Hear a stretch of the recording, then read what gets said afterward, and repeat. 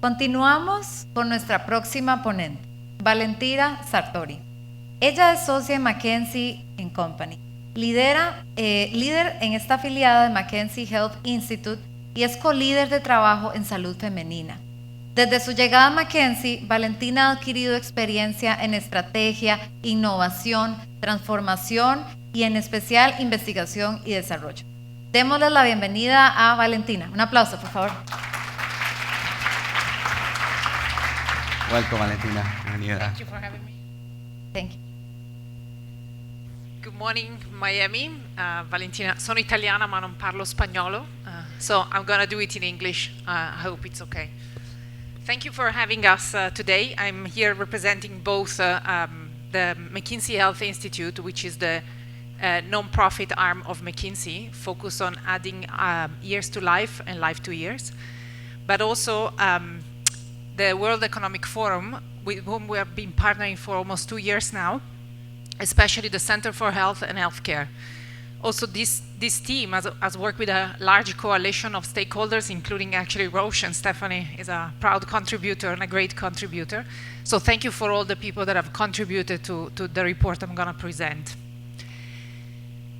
So 2 years ago, we started this partnership, and we were keen on demonstrating that there is a gap in the health of women and men.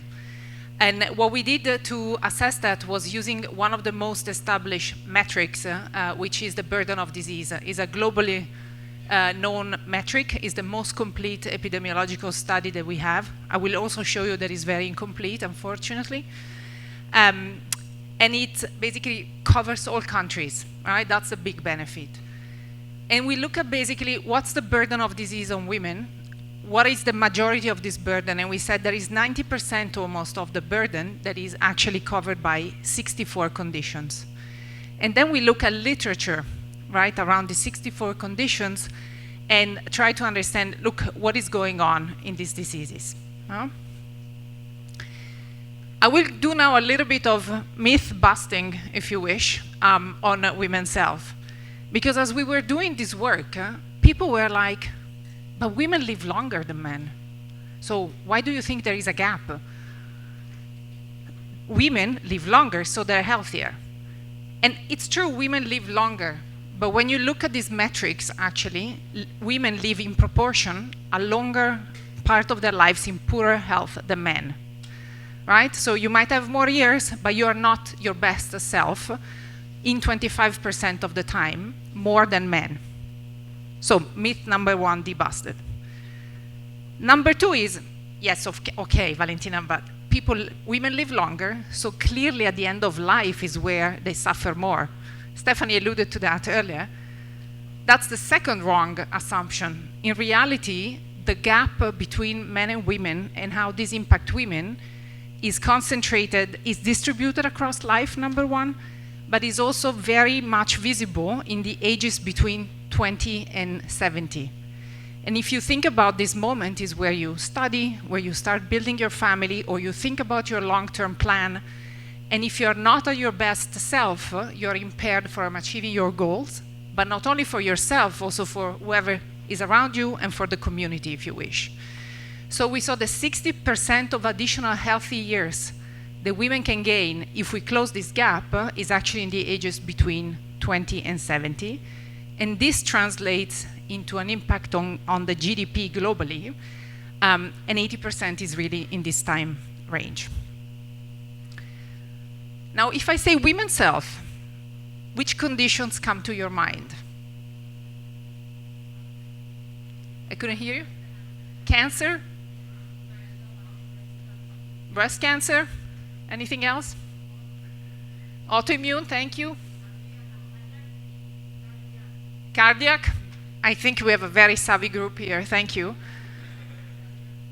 Indeed, when we say, if we take 100% of the burden, 5% is what we call only in women, female-only conditions. And traditionally, I think there has been a bit of, let me call it a bias, but it's only diseases of women is women's health, and people actually typically tell me contraception, menopause, right?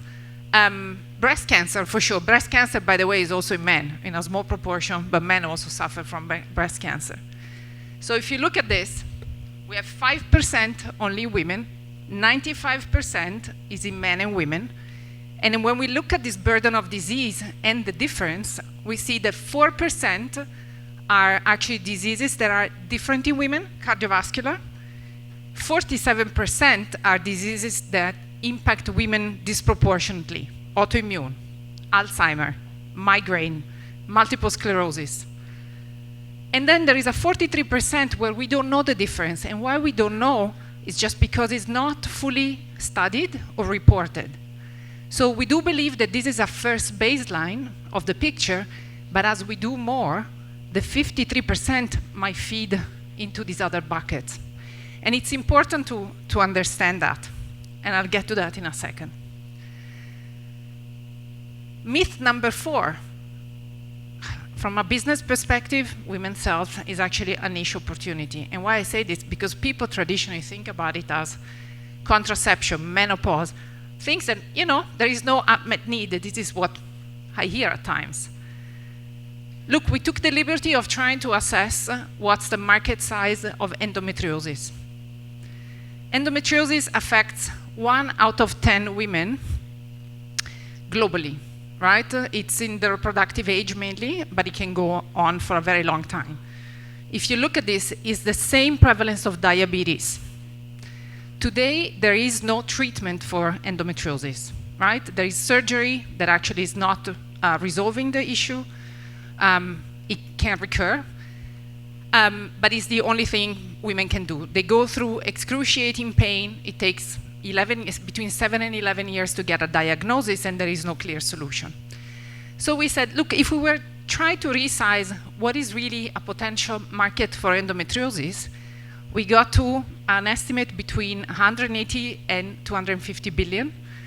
And if you look at compared to oncology or immunology, this is not a bad number, right? And now here we picked a very clear example of a condition that is only in women. But think about how if you treated women differentially in immunology or in oncology for certain conditions, you might even find other opportunities if you're a pharmaceutical company, for example. Now you might ask, okay, Valentina, but why? And I would say 4 words. What are the drivers? Science, care, data, and funding. Why science? There is limited understanding of how sex determines the occurrence and the manifestation of a disease.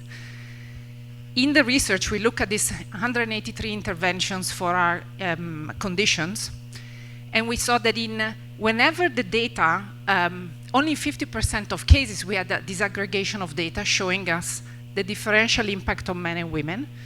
And for these 50% of cases, we saw that basically 64% of the cases, women had a worse outcome than men. There is also 10% where men have a disadvantage. So showing data disaggregation by sex is not beneficial only for women, it's beneficial also for men. Right? We want to tailor everything to the best possible outcome. Number 2, care. Stephanie and Claudia alluded to the fact that it takes longer for women to get diagnosed. And it's true. There are many of you will know the example of a woman presenting to the ER with some symptoms that don't get understood, and so they're sent back while they're having a heart attack. So it's 50% more likely for a woman to get misdiagnosed of a heart attack. If we look at lupus, a very severe autoimmune disease, 90% of patients are women. It takes a very long time to diagnose. Yes, the disease is complex, but is the complexity or the difficulty related to the fact that people have not studied enough? If you look at another disease close to my heart, the systemic sclerosis, it's a very rare condition that can become deadly. There are almost no trials ongoing, right, for a disease that have a very severe impact on women. And last, also, let's take a female-only polycystic ovarian syndrome. Is very often misunderstood, misdiagnosed, or delayed in diagnosis because it manifests with heavy period and gain weight, and people think, yeah, that's just a lifestyle issue. 3, gap. Look at this. All women will go through menopause. 90 or 92% of women will have symptoms, yet only 2 get documented. That's quite stunning. If you look at erectile dysfunction, 8 men out of 10 get diagnosed. In this report, if I can tell you a not so funny fact, but a bit funny, is we saw that for every 100 women menstruating, only 30 go into menopause, according to the data. Is this possible? Have they died in between? No? So it's, yeah, I also feel like laughing at times, but it's actually not funny. In particular, in menopause, you will be potentially at the peak of your career, or you have many responsibilities for yourself, for the family, for the community, and you are severely, how can I say, impaired in some cases, and you cannot be at your best. Lastly, on funding, when you look at, for example, the pharmaceutical investments, we see 4% in total when we consider female cancers, but it's only 1% on female-only conditions.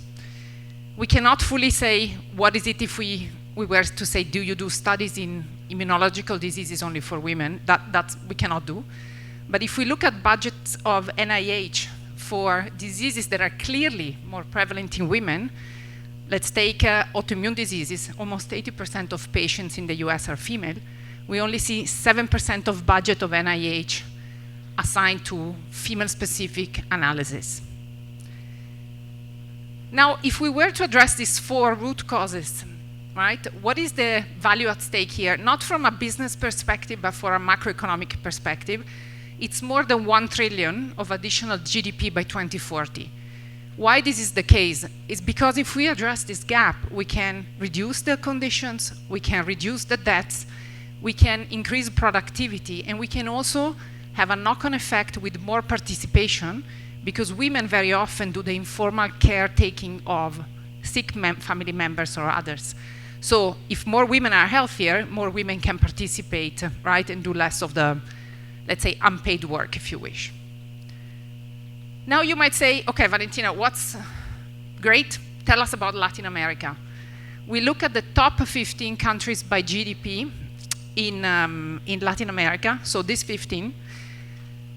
And fun fact, actually the gap is different, is the same as global. So there is this 25% gap between the time women and men spending in good health or in poorer health.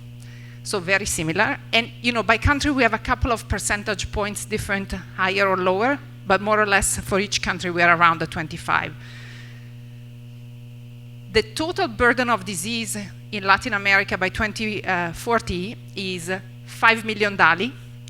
And if we were to address it, we will see that the biggest lever to reduce this disparity is actually effectiveness. With effectiveness, we mean the ability to tailor treatments differently to men and women. And it can be, you know, differential drugs. It can be discharge protocols, for example, after cardiac events. It can be many different things that somehow address the differences between men and women. We still also have a care delivery gap, so making sure that there is access, but also not a bias in how the care is delivered. And of course, the right counting of the diseases. Now the gap also, I mentioned earlier, as a direct translation in the GDP impact, and you will see the numbers here are a little bit higher than the global picture. So we have 69% of healthy years gained in the ages between 20 and 70. And this is driven by the fact that we have more women in this age range in LATAM compared to the global. And so if we were to address the gap, we will have an 86%, let's say, contribution to the GDP we can gain. Now you might be curious now to say, look, but what are the conditions that have the biggest impact on this gap from a GDP perspective? And there are 10 conditions that together contribute to 55% of the GDP impact. You can see them here. They're very similar to the global list. And if you look at them and the color coding, there are 2 or 3, actually 3 that are only women. Premenstrual syndrome, gynecological diseases, cervical cancer. The other 7 are disproportionate in women, or you have ischemic heart disease, which is different in women. So And in the other gynecological diseases, clearly we have menopause, right? So if we want to address this gap, these are probably the 10 conditions you might want to look at.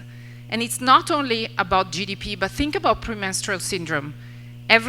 Not every woman, but 10 to 40% of women in premenopausal stage might experience it.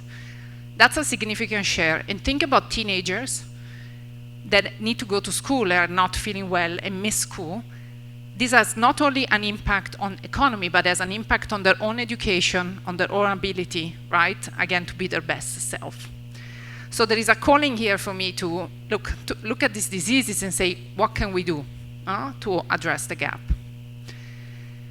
If we were to address this gap, we will get to a 51 billion GDP increase across the 15 Latin American countries. You will see that more than 50% is contributed by Mexico and Brazil. Of course, it's a function of their own GDP and of the population, but it's quite significant and a missed opportunity that we cannot miss.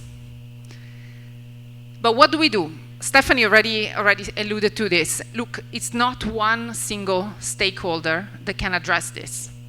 It's an ecosystem approach. We need every stakeholder at the table, but it starts with increasing awareness on what is women's health and what's this gap. It is about, start addressing the access care gap. It's almost reimagining medicine with a woman in mind, and collecting the data. Keep collecting, realizing men and women are different. Women are not small men. And so we need to understand also the drivers from a biology perspective by incentivizing more research. And with all of this, you can say, look, there is a role with academic institutions, there is a role for ministries, there is a role for governments, there is a role for pharmaceutical and everybody for insurances. We need also policies that support that. And the one point we don't have here, and actually many people told us, you guys missed a big one, is you need to have more women actually involved in the decisions along these matters. And with that, I will conclude. Thank you for listening, and I hope I've increased your awareness, at least, of the women's health gap. Thank you.